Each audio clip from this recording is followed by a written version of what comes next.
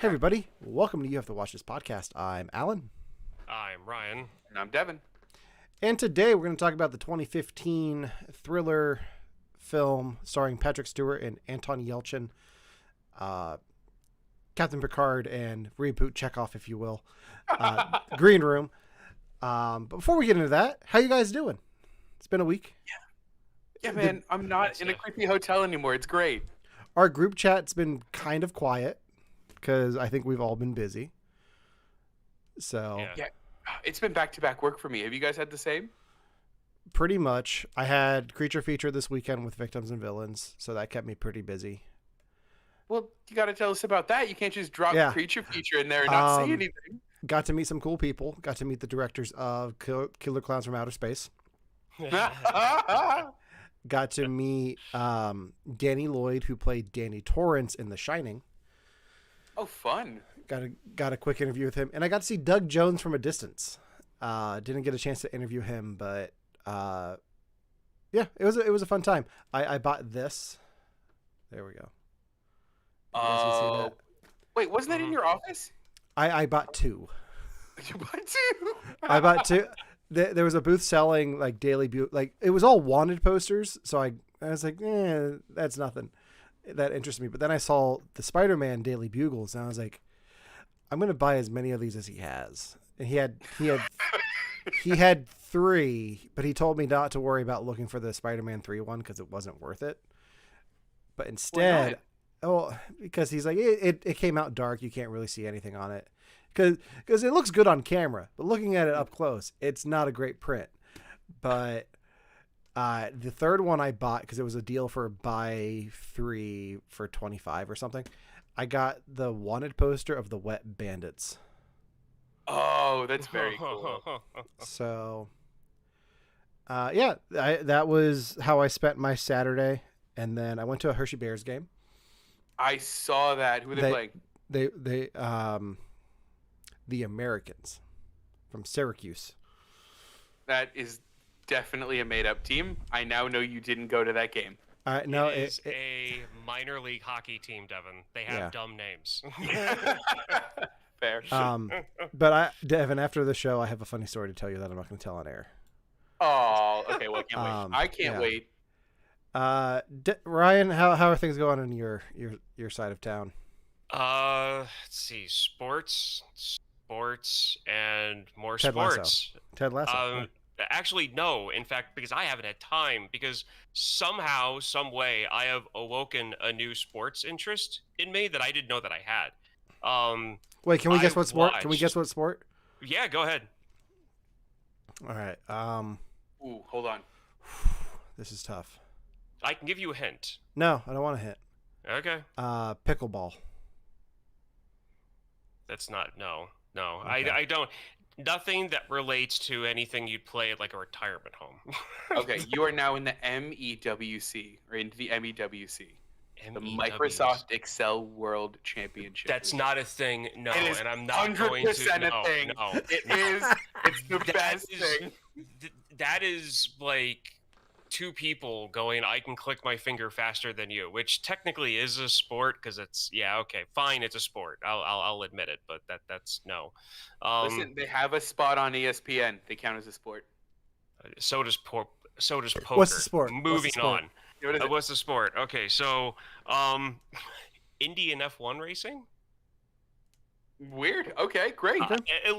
Like I've always been into rally racing and cars and stuff, but because of Drive to Survive on Netflix and because of a few other documentaries, like I legit sat and watched all of the opening Indy car race down in Florida, in St. Petersburg, like 2 to 3 weeks ago, and then I followed along because I couldn't watch it, the F1 race that happened this past weekend, and I because of following Drive to Survive, I know who the drivers are, I know who the pit bosses are, so I was actually like drawn into it because I knew who these people were, and I never thought I'd be one of those. I am now. I am. So I have like another sport knocked on my like TV time list, which is ridiculous because it's too much.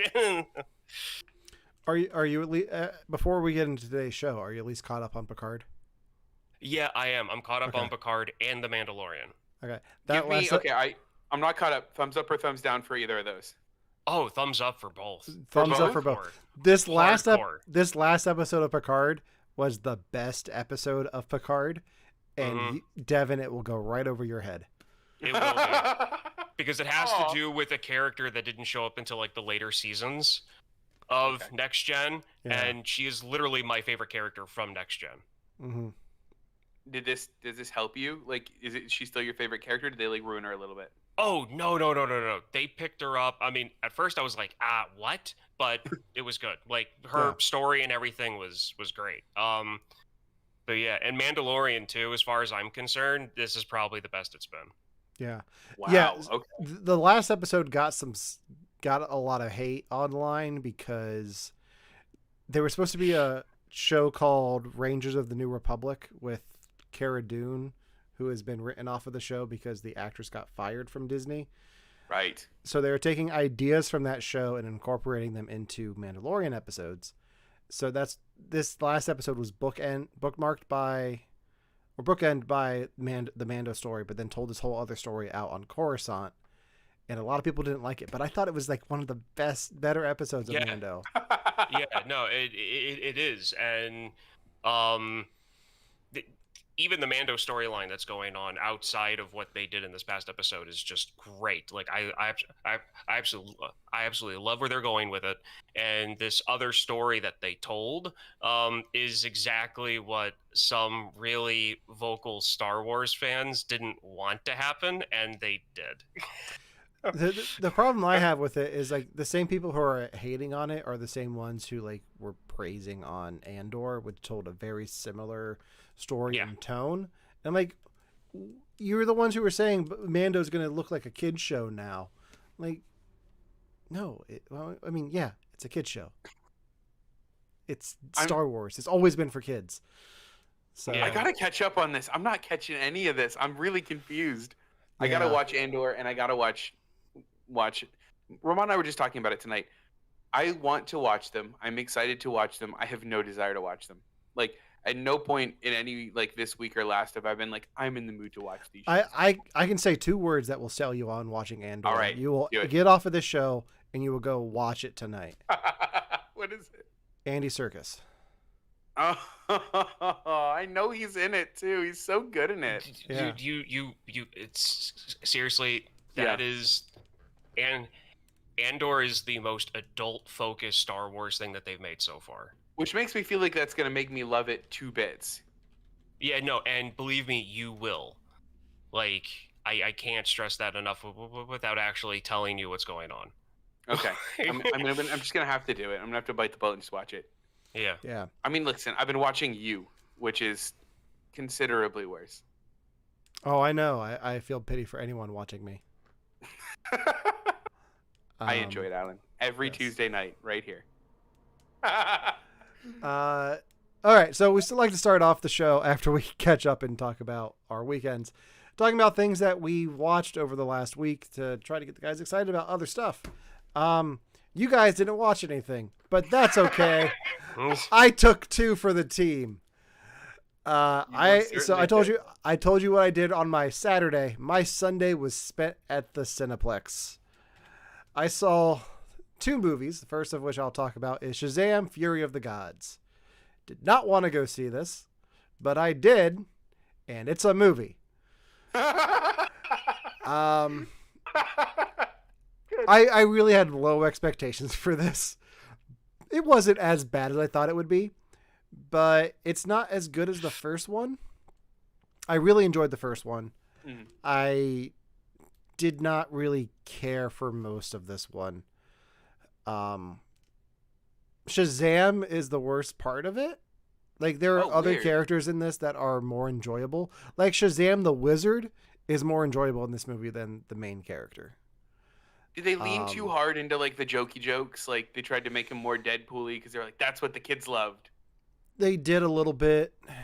And one of the critiques I see of it online is, like, why is Zachary Levi playing the character younger than the actor playing Billy Batson? Like when he's more mature when he's the kid than he is when he's Shazam.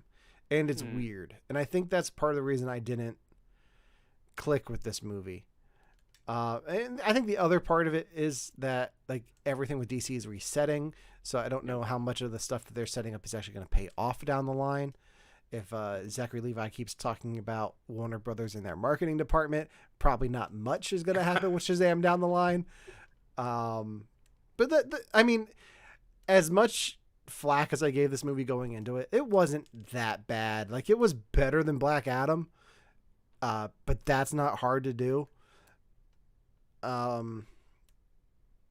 It just the thing that got me most excited about the movie is there's a cameo, and the music they play in that cameo got me excited.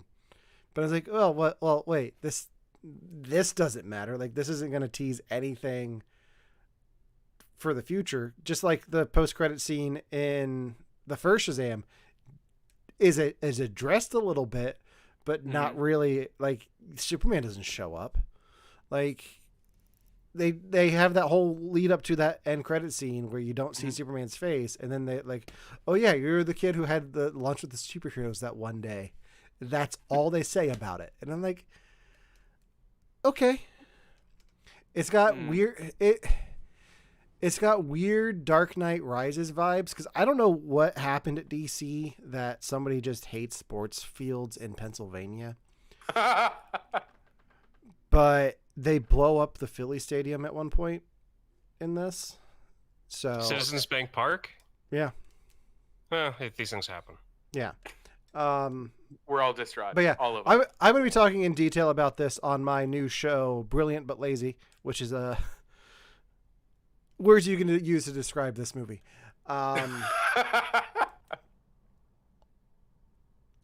Yeah, so I saw that. Any questions about Shazam, Fury of the Gods? Okay, the one thing I thought would ruin it is that like in the first one, Shazam is Shazam, and it's very cool. And then like in the end, they bring in like the Shazettes, and I wasn't sure that they would work well in a whole movie. Were they annoying the whole time? No, they were. Okay. I enjoyed them on screen more than I did Shazam. Gross. Okay. No, they were fine. And part of the main crux of the story is them trying to work as a team. Like Billy Batson's main thing is together or nothing. Like they have to go do everything together as a team, and they suck at it. They're nicknamed the Philly Fiascos. So it takes place in Philly? Mm-hmm. Okay. Yes. You know, the DC universe. Metropolis, I Gotham City, Central City, Philadelphia. I hate it. Well, I mean, if any city in the United States would hold its name jumping into a superhero universe, it would be Philadelphia. Because of the brotherly love? No, just because of how cartoony the city is to begin with. That's fair. You know what? You're talking about the city, not the people in the city, right? Just the general atmosphere and culture of the city, yes. Listen, our one Philadelphia listener is so mad right now. Yeah. No, he's not, because he's laughing and he's agreeing, going, yes, we are. Believe me, I'm a fan of Philadelphia sports culture, so nobody can hate me. It's okay, Devin. I greased the microphone stand so they can't get us. That won't stop them. They'll still get up there. Yeah.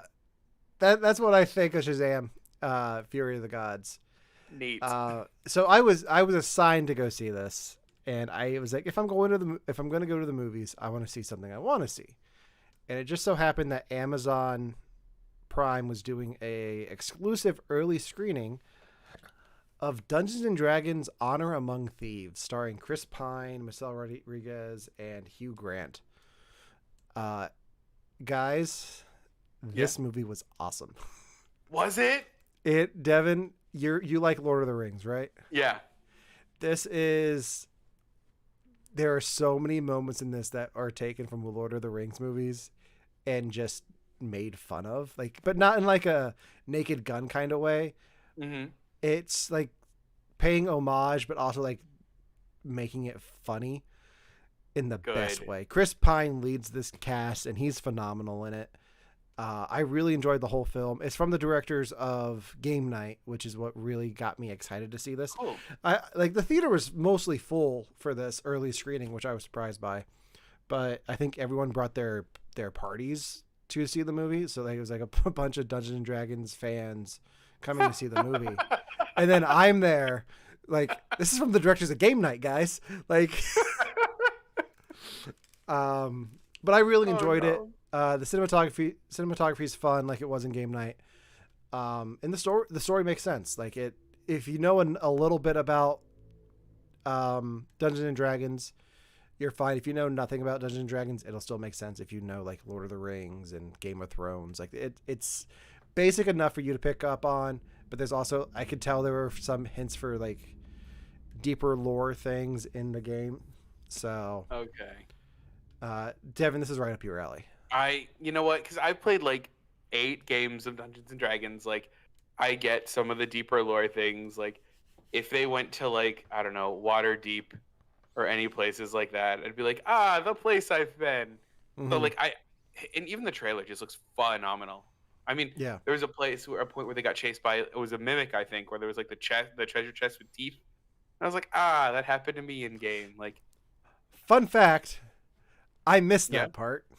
Oh no, what happened? I may have fallen asleep for the last 20 minutes of the movie. Does that mean bad things? No, it doesn't mean bad things. The night before, I had taken a melatonin gummy for the first time. Oh, sure. And it was so warm in the theater that I just missed the whole final battle. Was it the body heat? Was that why it was so warm in the theater? No, I don't think so. Okay. I think it was just a warm theater because people, like everyone else was walking. I was like, yeah, it got really warm in that theater. I couldn't wear my chainmail the whole time, guys. I had to take it off. I wasn't even in character for the third act. Whoever's in charge of the HVAC rolled a D20 and got a 1. So. Or a 20, depending on what they were trying to do. Oh, they rolled a 20. Yeah. They won. They were like, yes. But yeah, I highly recommend this to you, at least, Devin. Ryan, take it or leave it. I don't know if you'd like it. So well, it's one of those things where like if it's more of a comedy, like the whole fantasy genre, if it's more of a comedy from what I've seen in the trailers, I will enjoy it. But by the time I see it, I know that. Yeah. And I'm really cynical about the Game of Thrones. So if they're making fun of Game of Thrones in any way, I'm going to be happy. Yeah. All right. Well, Chris Pine, of course, was Captain Kirk in the Star Trek reboot. And our film today stars one of his co-stars, Anton Yelchin, who played Chekhov. So today we're going to talk about Ryan's pick, the 2015 film Green Room, starring Anton Yelchin, Imogen Poots, and Sir Patrick Stewart. She has my favorite name to say. Say it. Poots. Imogen Poots. So good. Ryan, take it away. Okay, so like Alan said, it's a 2015 movie. It was directed and written by Jeremy Saulnier. I know I did this the last time when I was saying I was going to do this. I messed up his last name.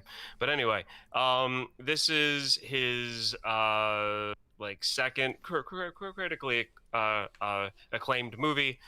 He's still kind of a young up-and-coming director. This movie focuses on a punk band that's rock bottom. They need money, so they take a gig in a remote venue that happens to be a neo-Nazi skinhead bar. And hijinks ensue, for lack of a better term. I've always wanted to watch this movie since the second I heard about it back when it first came out, but I never got around to actually watching it. Finally, I came home maybe a month and a half ago, and Kristen was halfway through watching it. And it was on a scene that I had never seen in any of the trailers, but I knew exactly what it was as soon as I saw it. And she said, that I think you're really going to like this movie. And I said, I know I am. Can we restart this? And so that's what we did. As soon as I saw it, I knew that I had to put it onto the, I knew that I had to bring it onto the show because I wasn't sure if you guys were going to even like it remotely as much as I did. But this is something that I really, really enjoyed, and there are aspects to what this guy did for writing for this movie and researching and getting things really accurate when it comes to that whole scene, that I was really impressed by. So I really like this movie, for more than just the music, and the actors in it. So how was your guys' first experience watching this? You Devin? want to go, Alan? Nope. I can go. Nope. 10 out of 10. Love the movie. Love the actors. Love the acting. Love the plot. Love the pacing. Was not expecting it to be as gory and graphic as it was, I think. Yeah. But no, absolutely. I haven't watched like a solid like thriller movie like this in a while. And I forgot how much I kind of missed the genre. So it really, yeah, it like ticked all the boxes. There's like a part I think I need you to explain to me. Okay. But other than that, great. Loved it. Okay. I'm trying to remember the last time this happened. I hated this movie. No. Yeah, I can appreciate what it's trying to do, but I have issues with it. It was a hard watch for me. I had to split it up into two, just because it was a slow burn, and so this is the earliest I've watched a movie for the podcast. Just because of my schedule, I knew I had to watch this early. I watched this last Wednesday, or I started it last Wednesday. Wow. And I ended up finishing it Thursday night. Just because I knew I was going to be busy all weekend and I wouldn't get a chance to. Ended up splitting it into two watches. I'm trying to think the best way to like this. It's hard subject material for me to watch, because of the political climate we live in now. But I can, like, looking past that, Mm-hmm. I was disappointed in the film because I was looking forward to this. Like, from the moment I heard about this, I was looking forward to it, to see Patrick Stewart as a villain. Mm-hmm. And you barely get to see him as a villain. Like, he's there, but he doesn't really get to do anything. And I was disappointed in that. Like, I was expecting more of a villainous performance from him, but instead you just hear him through a door. And that was disappointing for me. Yeah, those are my initial thoughts. Okay. So when it comes to one of the things there's a few things I wanted to touch on from doing some research on this, and one is the director of this movie. After the success he had of Blue Ruin, he got scared a little bit because he wasn't expecting that, and a bunch of studios were starting to hand him movies that they wanted him to do. And this script was something that he had been working on since he was like a kid. Well, not a kid, a teenager.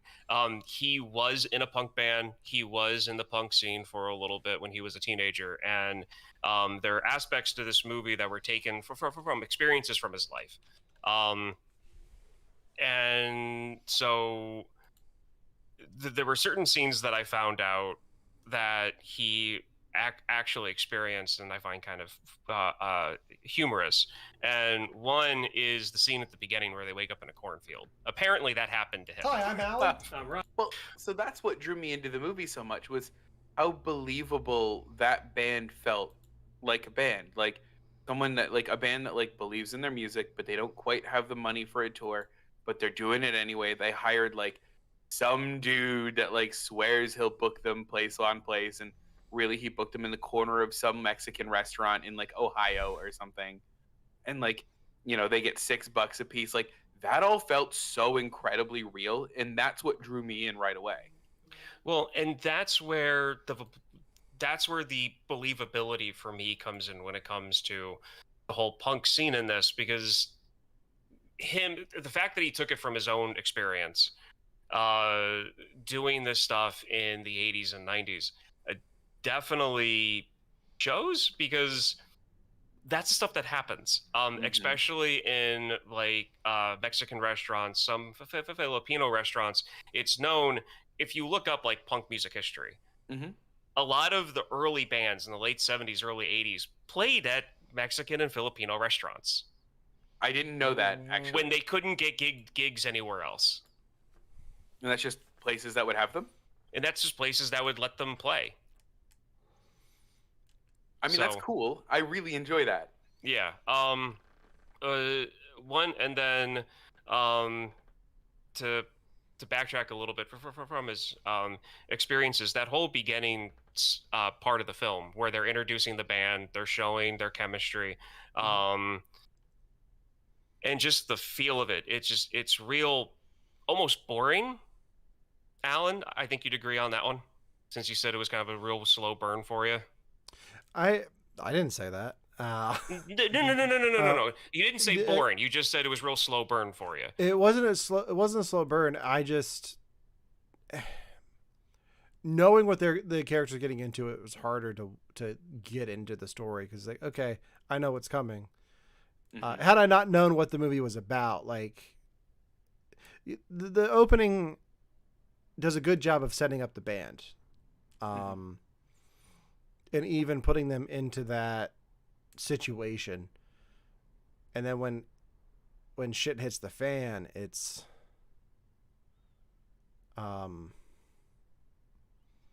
it picks up a bit. But yeah, I can see where you're coming from with that. Yeah. Okay. So it's been a week. I gotta rethink it. I understand. When the movie opens, they open in a cornfield. They ran out of gas. They have to go siphon gas from a place that's like 13 miles away, which the director said in interviews specifically that he did not do that as a youngster. He wanted to be sure that, like, yeah, we woke up in a van that was out of gas, but we never siphoned gas from, a car in a parking lot, which means they could have done it in someone's driveway. Who knows? Right. So there's that. But they eventually make it to either Seattle or some town in the Pacific Northwest. And that's where this movie takes place.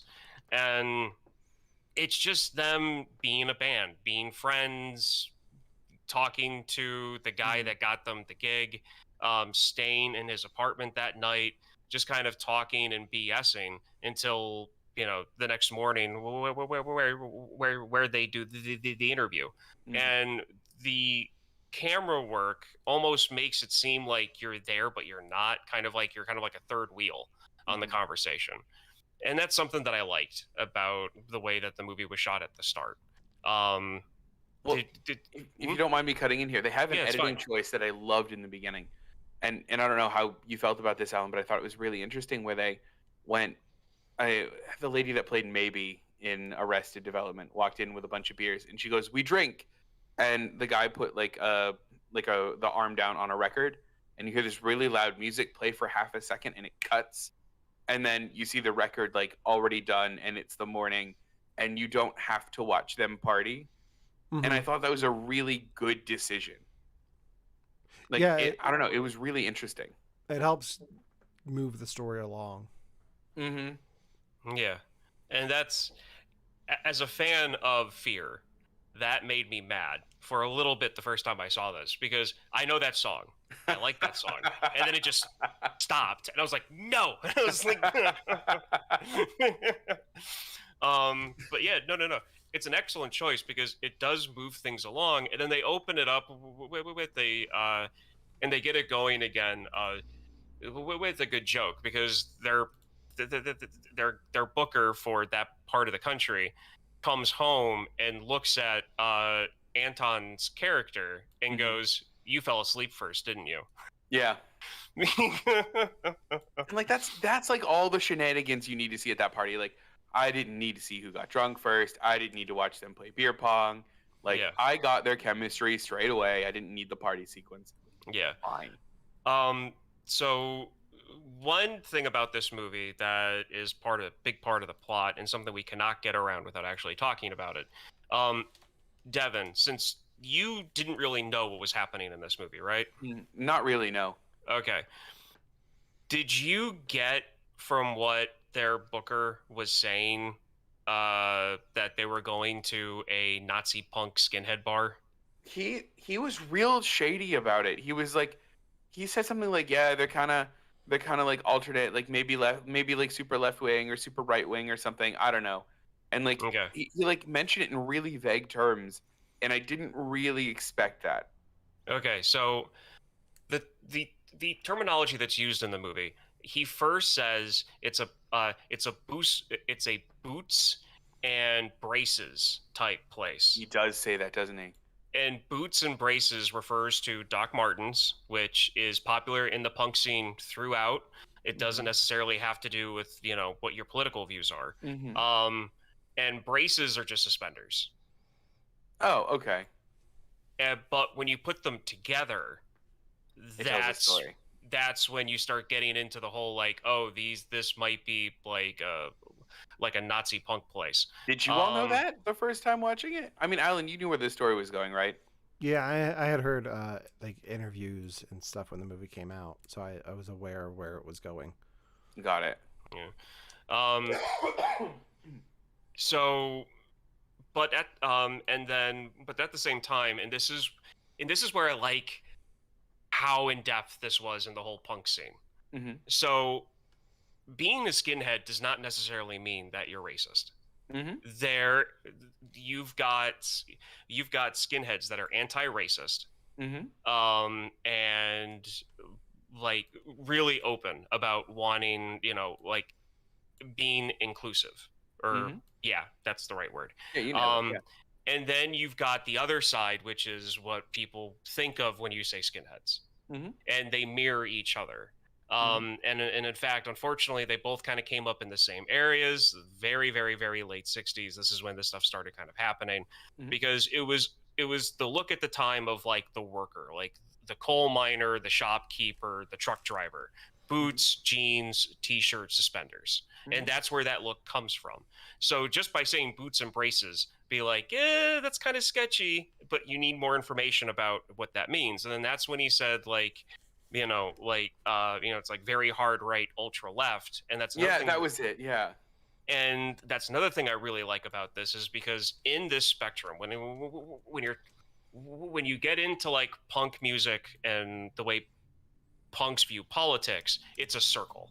A lot of people look at politics and it's a linear line. You have the very, very left and the very, very right, when actually, and I believe this too, it's a circle. Huh. So you can go so far right that you end up getting into the left spectrum and back over again. I never thought about it that way.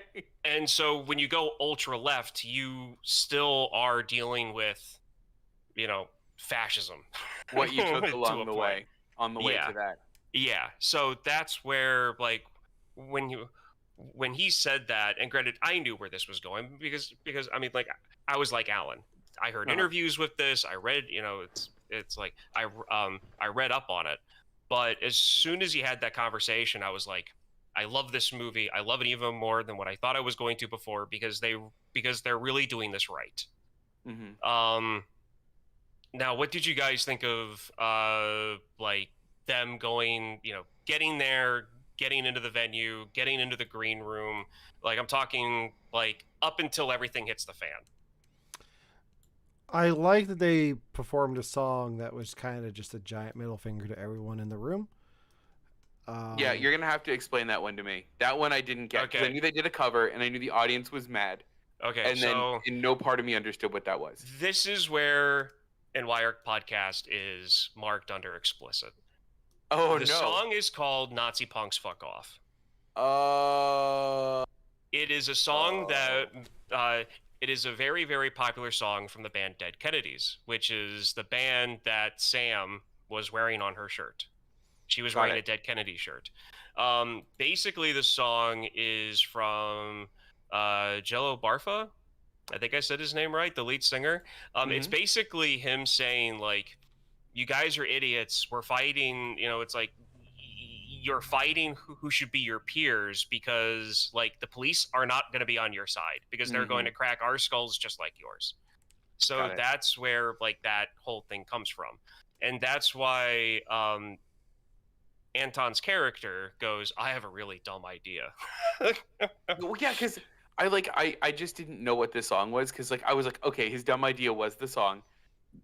For some reason, this movie didn't have subtitles for me, so I couldn't I didn't know what song he was playing, and at the end he went, "That was a cover."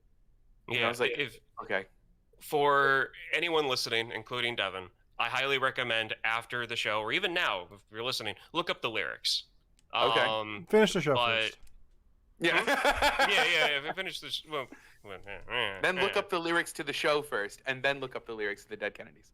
Anyway, but yeah. So I mean, but what I found interesting about that was that everyone was pissed at the bar. They're all looking at him. You've got Worm. He'll come up later.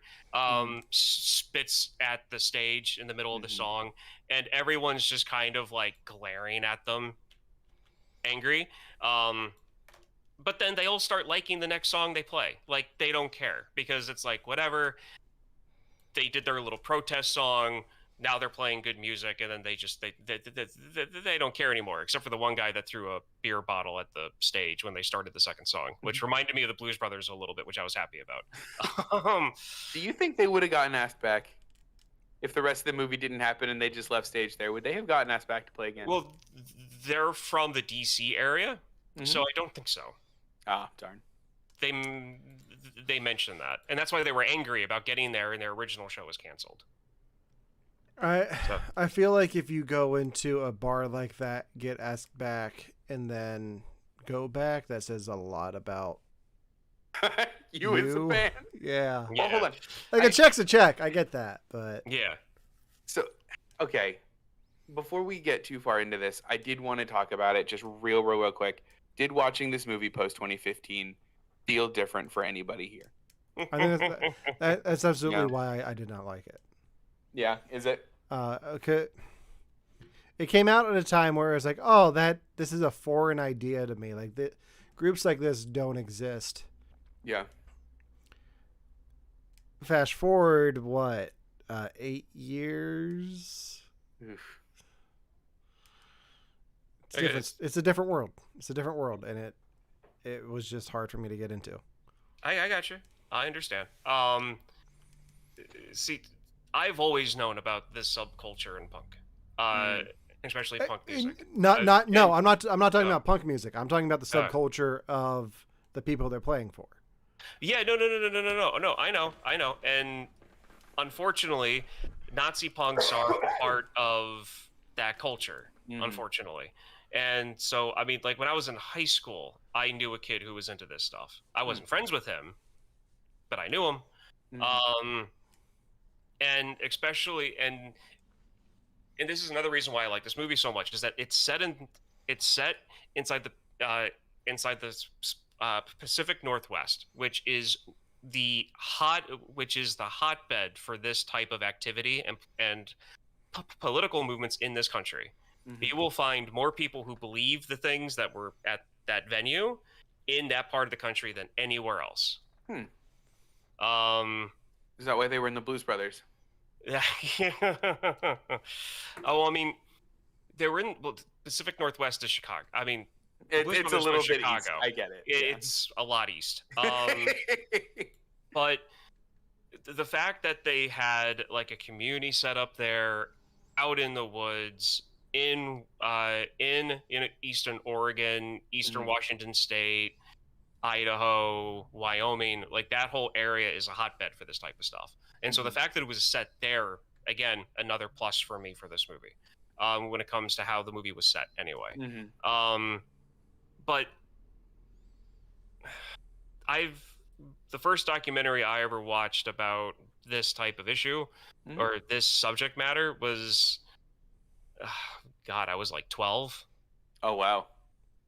So to me, it's just something that's always been. So like, it wasn't really too different watching this now compared to when it came out for myself. But I get it. I mean, I totally get, the whole, it making it more real because it put it everywhere. And I totally get that. And then crap hits the fan. So the band finds someone who was murdered in the green room, hence why the name of the movie is called Green Room, and they spend a lot of time in the green room. And it's basically, you've got a bunch of people who are not qualified to be action heroes or detectives, and they're playing both. So what did you guys think of that whole mess? Go ahead, Alan. I think you take it out of the setting it's in, it would be a lot more interesting for me to follow. Because it is kind of just a um um it's an interesting setup. Like you have them locked in this room, unable to escape. Um and then the ways they do get out, and they keep ending up back in there. So that's really interesting. So for me, the setup part of it was the setup part of it. It kind of sets the stakes and it kind of lets you know essentially who you're dealing with. But then for me, the kind of trappings of it fell away at this part. Like specifically, like who they were dealing with, what their ideologies were, those kind of things fell away for me for the most part at this point, and it turned into more of like a survivor thriller movie. Yeah. And maybe I was watching it, like maybe I was too quick to drop what the political trappings were or the ideological trappings were at this point. But I think this is when I really eased into the movie. Because like, like you guys, seeing that subculture didn't make me feel super comfortable. But the second the movie was like, okay, now I'm back in like familiar territory for you, Devin. This is a thriller movie. Here's this mystery that they have to solve. And by the way, it's a bit like Phone Booth, and I know you love Phone Booth. I got really kind of that like eased me into it a bit, I think. Okay. I didn't even think of Phone Booth when I was watching this. Well, just because they were stuck in a place for a while. Yeah, I mean, I can totally get that. You know who directed Phone Booth? Who? Joel Bat Nipples Schumacher. Did he really? I didn't know that. I genuinely had no idea. Yeah. I just remember Kiefer Sutherland in 8 seconds of it, and it was the best part. Because he was in Lost Boys. Like, it's all connected, man. I did not know that. Wow. Yeah. Well, I learned a lot on this podcast. Yeah, and this whole situation, they come in, they find the girl, they freak out. The people who own the venue freak out. They trap the band. They get the headlining band to get out. So they're stuck in there. And this is where you get that scene with Patrick Stewart and a door. And a door. and a door. And so I was so when they were doing those back and forths, I found out that they were filming on both sides of the door at the same time. Oh, so cool. As much footage as they got of the band, they got as much footage of Patrick Stewart on his end doing the performance on the other side. But the director wanted the focus to be on the band and not Patrick Stewart during that moment, because of how he wanted the audience to experience what the band was feeling. So somewhere out there's clips of him performing on the other side of the door to Anton? I think I keep on saying his actual name. Check, whatever. Performing to him live, going back and forth on those lines. So I feel like if that was edited with his performance, I think you might have liked that scene better. Possibly. I just realized another reason that I think I have problems with this movie, and it has to do with Anton Yelchin and his early demise. Like, he died a year after this. Yeah. And this like, was one of his last movies. Yeah. So like it just made me sad seeing him in this situation, like knowing what happens to him in real life. Is like it kind of took me out, because every time I saw him I thought of that. And like that kind of just helped keep me out of it. Sure. But I think what we're getting to, and part of the other reason I didn't like this movie, and like they did a great job with it, but the gore that happens. I thought about you specifically during this movie, Alan. Yeah, I mean, it's a choice. I mean, they just straight up cut that guy open like a tauntaun. Um, and I thought he smelled bad on the outside. Gosh. Yeah, I mean, I think makeup wise, it was good. It was just hard to watch because I was already having such a hard time with the movie. Like, it just took me out of it even more. So I was like, okay, gonna not like,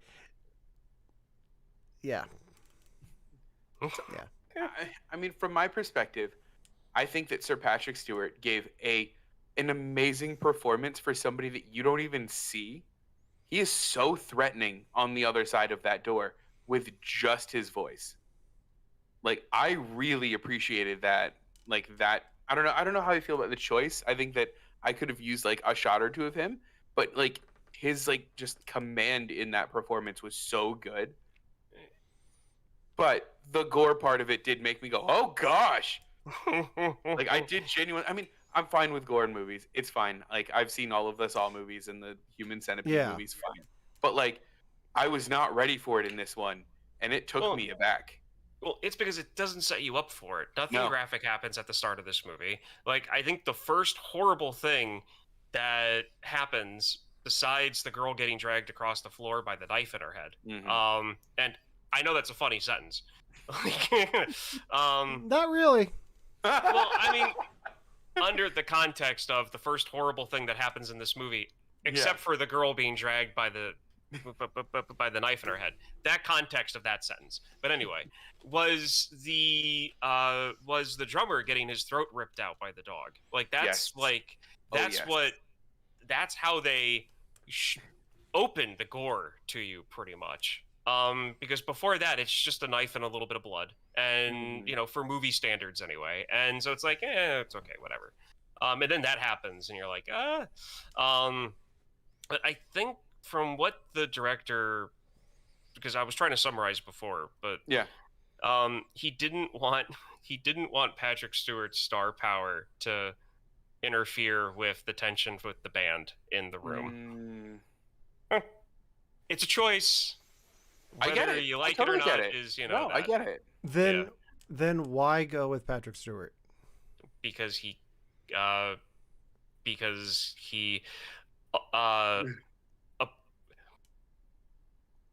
have a lot of stuff in my head. It's all flying around. He got the script.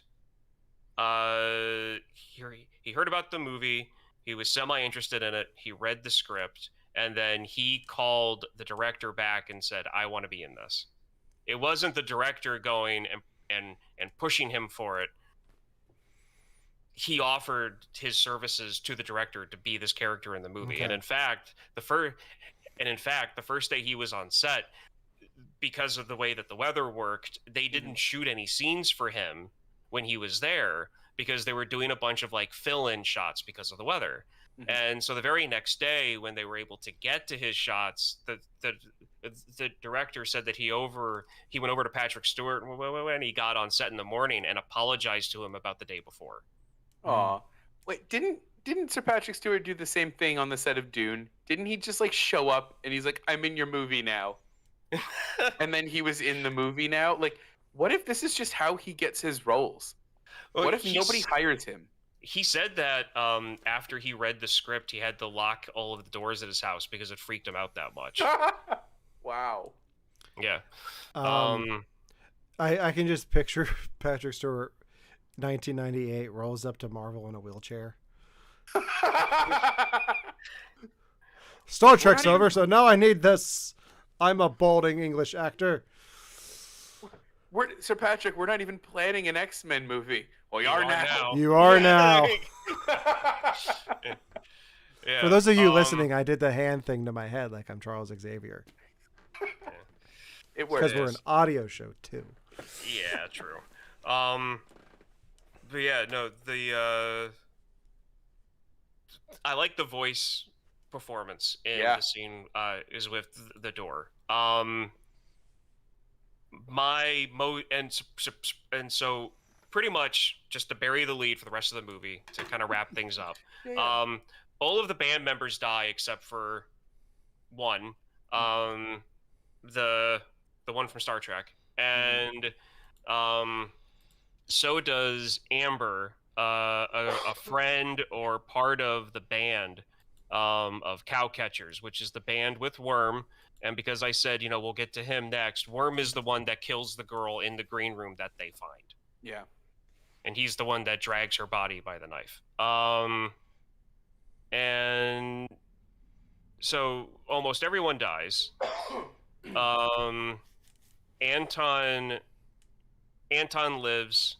So does Amber, Devin's favorite actress's name to say. Imogen Boot. And everyone dies in horrific ways, either being mauled by a dog, getting shot to the stomach, multiple stab wounds, and it's all pretty gory and it's all pretty horrific. But my favorite one has nothing to do with gore. It's because it comes out of literally nowhere, and that's when Danny, the cousin who worked with the booker to get them there, is like, I know how to get out of here. I know the ways out. And he's reaching for the shotgun underneath the bar, and just out of nowhere in the middle of his line, half his face disappears. And you learn what faces look like on the inside. And holy cow, that shot. That's my favorite, because at that point in the movie, you're kind of rooting. You're like, okay, like, they need to get out. Finally, this guy that was going to turn on them and turn everyone in, and he was going to turn his back on these morons, that he was going to help them. And before he can even say anything to even help them at all, he's gone. He's gone. Whew. So yeah, definitely not gory there, Ryan. Definitely. Compared to the throat getting ripped out and there are more horrible, goryable things in this there movie. are worse ways to go. Yeah, there are much worse ways to go in this. Which one stood out for you guys? Like, which one either scarred you to the point that you can't forget, or one that you were like, that was creative? So for me, the one that stuck with me, I'm going to say something positive about this movie, because I've said a lot of negatives. I like the motif of the dog that escapes. And then you just keep seeing it going and going and going, and then at the end it goes with its owner who died. I like that. I like that ending. Okay. For me, it was the window one, when he was climbing out of the window, and there was just somebody waiting there with a knife. Yeah. And I didn't see that one coming. That was actually the one I thought you were gonna say, because it's at about that point in the movie that they do this thing where they're like, you're like, okay, they can get out of this. It's fine. They're going to get out of this. And then they leave the green room, and oh no, they can't get out of this. And that's when you really feel that. And I think one of the first parts of that is the guy climbing out of the window and someone just waiting there with a knife. I do want to say that the movie does a really good job of being a thriller, because it made me uneasy the whole time. And that doesn't usually happen for me, so I will give the movie props for that, because it's not, you're not supposed to be comfortable watching this movie. I would watch this again faster than I would watch Shazam: Fury of the Gods. Wait, really? Probably. Yeah. Wow. Thinking Arts Entertainment asks, he joined late, did you guys not like the movie? I was not a big fan of it, but these two both loved it. 10 out of 10. Loved it. 10. Yeah. Same here. Which is usually flipped. Usually it's Devin or I that like adamant not liking a movie, and this time it's Listen, I think you and I have pretty similar tastes in horror and thriller movies, Ryan. I really do. We just don't ever talk about horror movies. No. You and my wife have very similar things about movies, because it's all the ones that she sees that she thinks I'll like are the ones that I bring up on here. And you're always like, oh, I've seen that, I like that, or ooh, that sounds interesting. Got it. Okay. So I mean, or it could be that we do, and I don't naturally find myself going to the whole horror thriller genre voluntarily. Usually I have to be led there. But usually once someone gets to know me and they know what I like, usually then it's it's usually, every single one they show me I usually like. But like I said, 2 are left alive, everyone else is dead. Mm-hmm. There's a whole subplot with like drugs and like that type of a deal going on. I want to leave some surprise to people listening if you want to go and watch this movie. But one thing I did not ask you guys about, because you can answer if you want, you don't have to. But my Desert Island Band, because they bring this up Right. and there's a very comical moment I feel in the movie at one point because it gets brought up on a second time.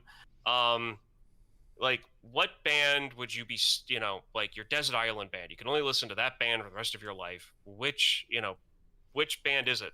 And I have a really hard time with this because it's like movies. Depends on what you're feeling, whatever.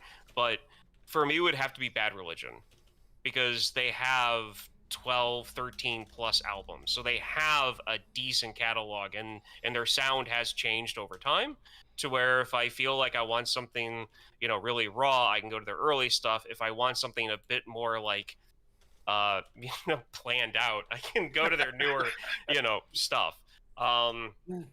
So that's mine. If you guys have it on the top of your head, by all means, throw it out. If not, it's okay. Does it have to be a rock band? It can be anything. I mean, the one guy said Prince. The one guy said... Oh, right. I'm going to say Matchbox 20. Okay. I don't know why. Good call. No. I do want to say, though, my disdain for this movie led to me listening to the producer soundtrack a lot this weekend. And I didn't know why until just now. Like, that's why I had to listen to that on repeat. I love that. I don't know if I have a Desert Island Band. I think at this point in my weird life, the band I listen to the most is Little Big. So it might be them. That's fine. I mean, EDM pop is definitely a good genre of music. I'm starting to really realize. Yeah. So, yeah. Let's see. I really think that's it. I know that there's something that I wanted to bring up that I'll remember later and kick myself for. But Devin, you said you had a question about something that you wanted me to answer. It was specifically what that Dead Kennedy song was. Oh, okay. Yeah, because I didn't catch what it was straight away. Now I remember what it was. What was it? Dead Kennedy song is the only song in this entire movie that is original to his original plan for the script when he was a teenager. Really? Yeah. All the other music he had planned out didn't make it into the movie when they set on like actually filming. Okay. Which I wouldn't be surprised if, being a young punk teenager, he heard that song, being a big fan of the Dead Kennedys, knowing how the scene was in the 80s, was like, what if I made a movie where a punk band gets into a Nazi punk bar and all hell breaks loose? And then made this movie. I seriously think that's what happened. Seriously. I mean, I can totally see that. Yeah. So, I mean, I totally recommend this movie. If you like thrillers, if you like punk music, definitely recommend it. But that's for me. I think that I can definitively say I think the reason I was thrown off by this movie was I was expecting just thriller, and then we got the gore from like a horror side of things, yeah. And that's really what took me out of it. Like I could do a little bit, but it was just a lot for me, especially when I've been so busy, and this was like, yeah. You weren't in, yeah. It's not, yeah. I totally understand. When we go from unbearable weight of massive talent to this, it's a bit of a little bit of whiplash. Guys, wait till you see this week's pick then. Okay, well, let's talk about it. Devin, what is your pick for next week?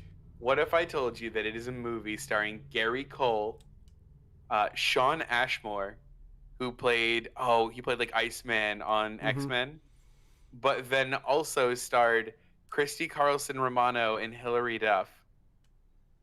And it is the polar opposite of this movie. Is it Smart House? I know the name of this movie. Cadet Kelly? It's Cadet Kelly. So you're making us do a Disney You're going to make us do a Disney Channel original movie?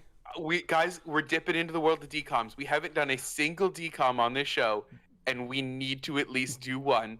I know there's a Go ahead. Do you want to do Cadet 3? Kelly. Do we want to do 3? You want to do a If we could Disney do Channel 3, original that movie? would be. We could do a triple feature. I would be so pumped to do a triple feature. Of Ryan's gonna have so much trouble with this because this is beyond his generation.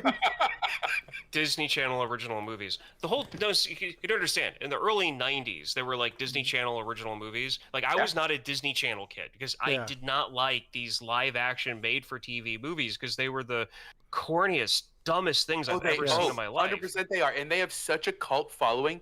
These are a big part of a lot of people's lives. There is a whole like content area just created around these movies that like we haven't even talked about yet.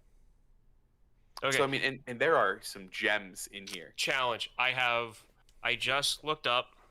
Yeah. Some, and we can do this under a triple feature under one condition. Okay. Yes. We all have access to either the original Under Wraps. Oh. Or Xenon, Girl of the 21st Century. It has to be that one. Because we have to talk about the line that she keeps shouting in that stupid movie. Because those are the only 2 movies that Kristen thought that I would like from the whole DCOM catalog. Yeah. And I love Under Wraps. I'll actually watch that on my own just randomly. Uh-huh. And Xenon I was okay with. She tried to she thought that I would like Brink, the one with the rollerbladers.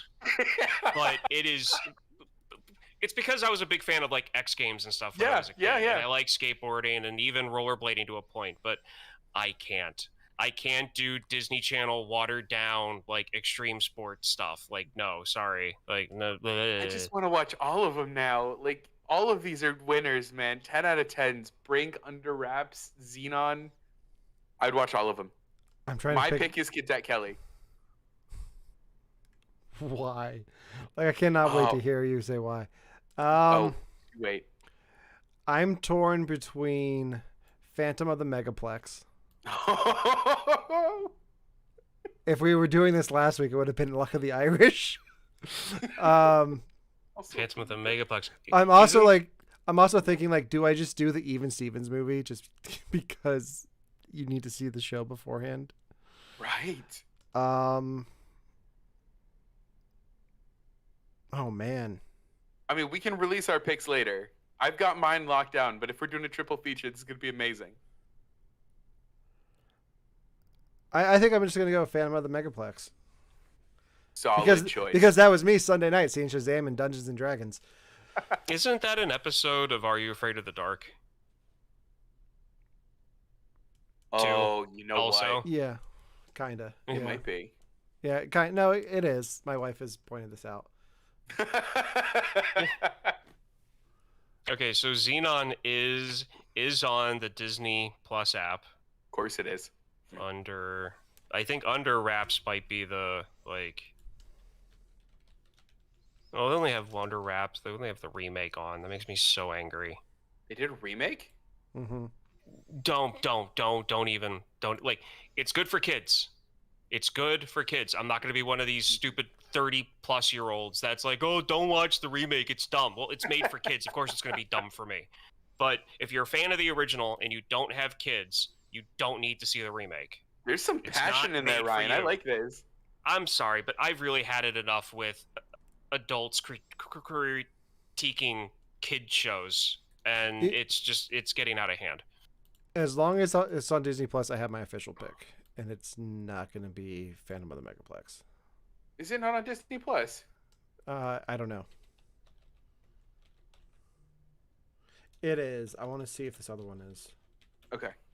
See, I have access to Under Wraps for myself. Oh, I can watch it too. I'm not concerned. But I'm wondering about if I just want to make sure, since we are doing a triple feature, make sure that it's easy access for everyone. Oh, yeah. I mean, I'll have it, no problem. I'm not. My pick's gonna be Smart House. Oh, good call. Because in a world where I can, Alexa, turn off my lights. I want to see how the movie holds up. I think Science! It's better for you. Well, I wonder how much of the Smart House is just like what we have nowadays. We'll find out I next don't know. week. Are Yeah. you selecting Smart House? Yes. I'm gonna be bashing my head against the wall. Okay. I can't wait. Okay, so Under Wraps is the original is on Amazon Prime, Amazing. Yep. but I don't know if it's Prime or if it's part of a subscription. That's the thing. That's because fine. I It'll be purchased alright. it like 2 We'll find years it. ago. Okay. Perfect. I just have to wanna go. make sure. I have to go start watching these now because I'm booked until next Tuesday. I love that we're Thank- going hard into the DComs. This made my night. Thank Yes. you all. Well, tune in next week to hear us deep dive into the Disney Channel original movies and the list of movies that I could have picked from, but wanted to pick from, but couldn't. You can listen to that episode and more on wherever you get your podcasts. You can also watch us live every Tuesday at 6 o'clock Eastern Time on Facebook, YouTube, and Twitch. Episodes available the next day to stream. I will be in Richmond, Virginia this weekend at GalaxyCon with Victims and Villains doing a panel on Batman and mental health. And I have to go do my homework on that because I've got 4 graphic novels and a movie I have to watch. Wow. my Holy gosh. cow. Yeah, woe is me. I have to go watch Batman Forever. So come see us there. Panels at 4 o'clock. It'll be a lot of fun. Until next time, for You Have to Watch This podcast, I'm Alan, Hi, Ryan. And I'm Devin. and we will see you next week.